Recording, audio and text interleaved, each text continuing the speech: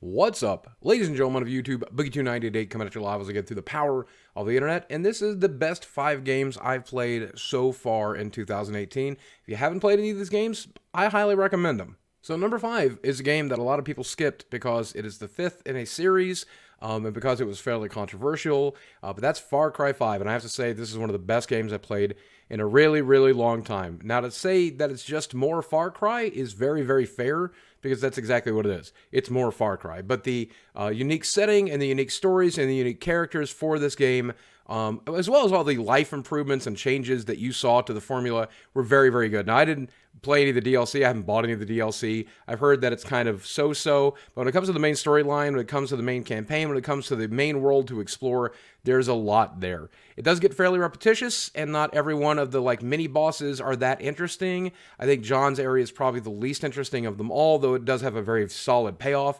But overall, every character in this game is very good. The beginning of the game is good. The ending, the alternative ending, everything about this game was really, really good. And this is the only game that I played through entirely on stream. In fact, I think you can see some of that in stream captures on my Twitch archives if you want to see me play through this entire game. Highly recommended. Coming in at number 4 is Octopath Traveler. That's because it's 8 divided by 2 is 4. No, this game is actually very polarizing. It is a love letter from the folks at Square Enix to the 8-bit, 16-bit era of JRPGs, turn-based strategy, random enemies attacking you, going over a large map that you go down different winding pathways to try to find treasure, and very, very kind of stale characters. Everything in this game is exactly what you expected from that 8-bit, 16-bit era, without very much improvement on it other than the graphical changes. So all of the trappings, all of the failings, but all of the successes are there as well. The game gets very, very deep after a while. You get 8 stories, but the 8 stories are pretty flat. They seem very generic to me. The voice acting is okay, but what makes the game really good is it's just very, very deep. It's got a decent job system. There's a lot of areas to explore. There's a lot of items to get. There's 40, 50, 60 hours worth of gameplay here. If you're into that kind of thing, you will definitely enjoy this game. If you're not into that kind of thing, you are going to despise this game. Coming in at number 3 is Monster Hunter World, and I have to say this game is weird for me to put on this list because I recognize how incredible it was, but I didn't really enjoy my time with the game, though I put a lot of hours into it. What I did play, I did really see the depth and the beauty of it. I saw how incredible it was. The world is wonderful. The combat is a lot of fun, except the game is just so grindy. And it's so weird that I like Octopath Traveler and I like that kind of grind, but I don't like the Monster Hunter grind. I have to say, though, there's been a tremendous amount of free DLC, a tremendous amount of events, stuff that will keep you coming back to this game if you like grinding in this game.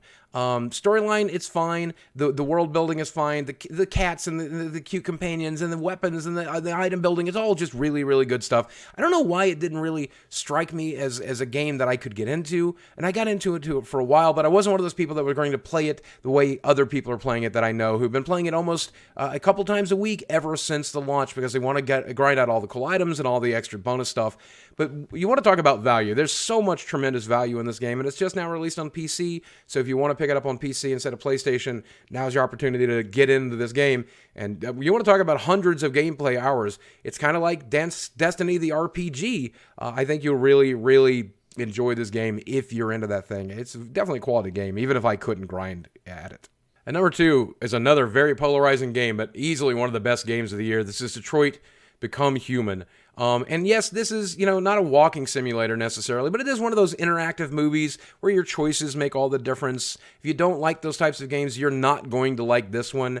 However, I do think even if you choose not to play this game, it is very much worth watching somebody else play it. In fact, I played through this game, and then I watched 3 other people play through this game to see the choices they made, to see how it impacted the story, to see how it made things different, and what the overall outcome would be based on their choices. And I have to say, this is such a well-built game. The graphics are phenomenal, but of course, because it's an interactive movie, some of the times the gameplay elements are annoying or frustrating, and sometimes the choices don't matter as much as I wish they did, or there's not the choices that I would like.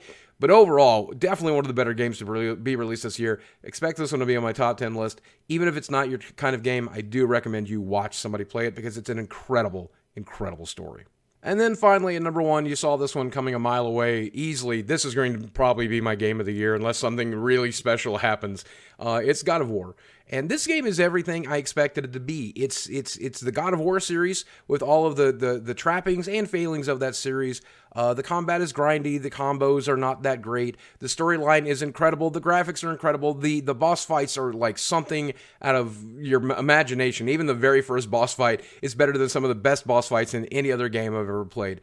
The storyline is a little grindy, and at some points I find myself fairly frustrated, but at the end of the day, this is a new take on Kratos that I really, really enjoyed. Without putting too many spoilers here, Kratos has always been this invulnerable monster that just was never really worried and never really scared, and even when there was a threat that might threaten him, he just overcame it immediately. Now that he's got his son following him around and he's trying to train him, it creates an incredible dynamic, even though his son has some of the same problems that Kratos does, but not all of the strengths and not all of the capacities. It creates this just beautiful story that I did not expect. I thought this might be some sort of watered-down, weak-willed version of God of War, and I found Kratos to be stronger than ever because, you know, sometimes weakness can be your strength, and his son is absolutely his strength and his weakness, and it just adds a layer to the series of games that I did not expect to be there. If you don't own a PlayStation, it might be worth buying to play this game. That's how good this game is. I adore it. It is fantastic. Best game of the year so far. And that's it. These are the top 5 games I've played so far this year. I expect almost all 5 of these games to be on my top 10 list because they are just that good. If you thought about picking up one of these games, I do highly recommend them. And now that they've been out for a little while, you can probably pick them up at a discount. Guys, as always, thanks for watching. I love you very much, and I'll speak with you again soon.